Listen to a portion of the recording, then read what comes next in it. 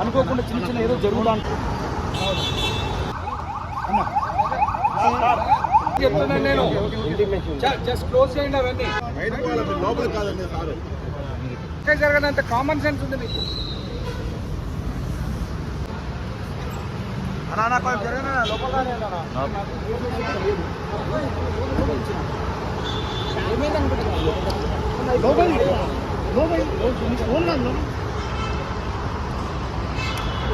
ఒక నిమిషం వినోదం నాతో పాటు ఆయన రావడం జరిగింది.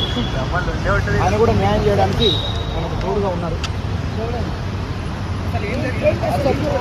అనుకోకుండా జరిగిన పరిణామాలు ఇవన్నీ అంత ఇదేం కాదు. అనుకోకుండా జరిగిన పరిణామాలు ఒక మంచి విజయం వాటిల్లినటువంటి సందర్భంలో ఇలాంటి సంఘటన జరుగుతుందని అసలు ఎవరు ఎక్స్పెక్ట్ చేయరు. మీ అందరికీ తెలుసు. మన ఇంట్లో కూడా కొన్ని శుభకార్యాలు ఉంటాయి. అనుకోకుండా చిన్న చిన్న ఏదో జరుగుతూ ఉంటాయి.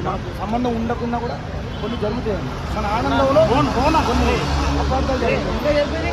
అలాంటి దాంట్లో ఇది ఒకటి అని భావిస్తాను. అది దాంట్లోకి అంతే చూడాలండి. అంటే ప్రభుత్వం గౌరవిస్తున్నాం. ప్రభుత్వాన్ని గౌరవిస్తూ చట్టాన్ని గౌరవిస్తూ మేము రావడం జరిగింది. వాళ్ళను మనం ఏదైనా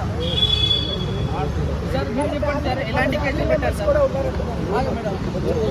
పెట్టారు అవి ఎలా ఇప్పుడు వచ్చినాం మేము అడిగారు.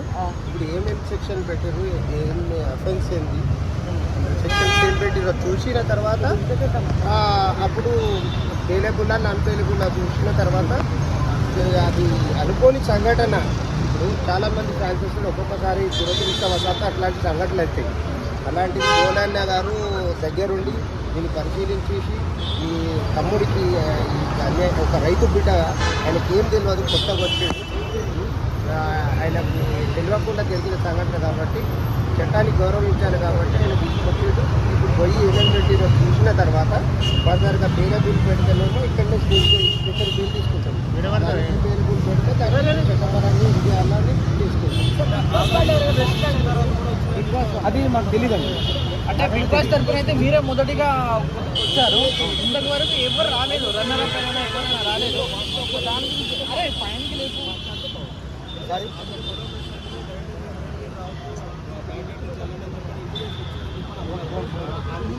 అన్నారని మనం అంటున్నాం కానీ అది కరెక్ట్ అనేది మనకు కూడా తెలియదు. అంటే ఇప్పుడు బ్యాక్ గేట్ నుండి వచ్చిర్రు అనేది అది మనకు తెలియదు, మీకు తెలియదు. అందరూ అంటారు. అందరూ చట్టాన్ని గౌరవించాలి.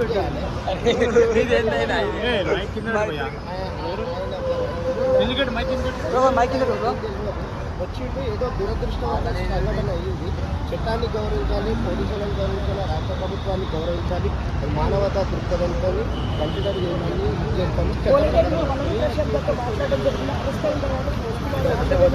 మాట్లాడలేదండి, అన్ని చూడటమే బాధపడ్డాను అంతే.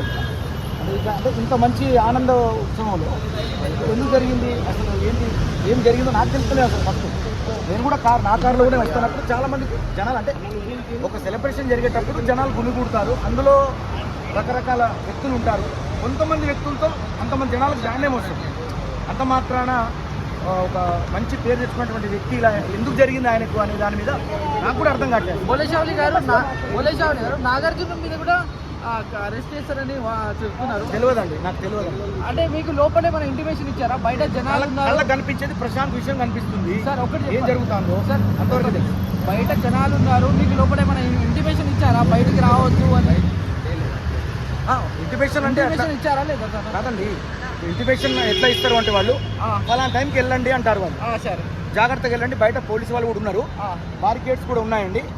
ఆ రకంగా మీరు ఒక 5-6 కార్లను ఒకేసారి పెట్టారు, వరుసగా పెట్టి పంపించారు మమ్మల్ని. అందులో నేను కూడా ఉన్నాను. సో జనాలు ఒకేసారి మూకుమడిగా అంటే కావాలని అటాక్ చేసి అంటారా సార్? పబ్లిక్ ఎట్లా అనలేమండి, అభిమానంతో వాళ్ళు రకరకాల ఉంటారు కదా.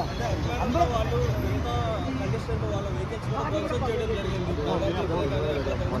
ధ్వంసం అంటే ఒకటండి, ఇప్పుడు 100 మంది మంచాలు ఉన్నప్పుడు 2-3 అందులో ఏదో చేసి ఉండొచ్చు బహుశా. కానీ అంత మాత్రాన అది చాలా ప్రభుత్వ స్థాయికి వెళ్ళిపోయింది. ఎందుకంటే ఆర్టీసీ బస్సుల మీద కూడా నాకైతే దాని మీద నాకు అవగాహన లేదు. వాళ్ళు పల్లవి ప్రశాంత్ బ్లేమ్ చేయడానికి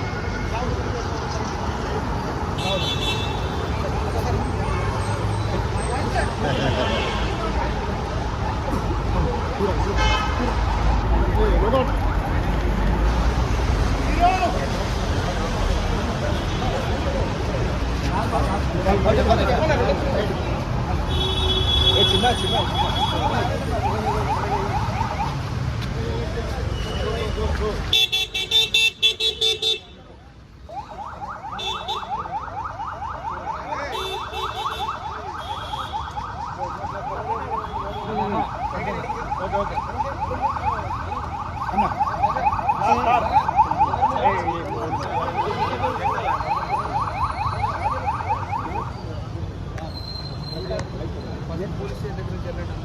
మీరు ఇక్కడ ఏం డ్రామా చేయదు. దయచేసి ఇక్కడ నుంచి వెళ్ళిపోండి. మీరు దయచేసి వెళ్ళిపోండి అని చెప్తున్నాను నేను.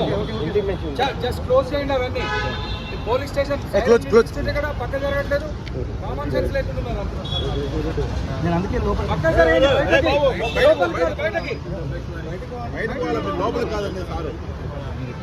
అలాగే కొంచెం కామన్ సెన్స్ తో బిహేవ్ చేయండి. సైరన్ వినిపిస్తుంటే కూడా పక్క జరగడంత కామన్ సెన్స్ ఉంది మీకు.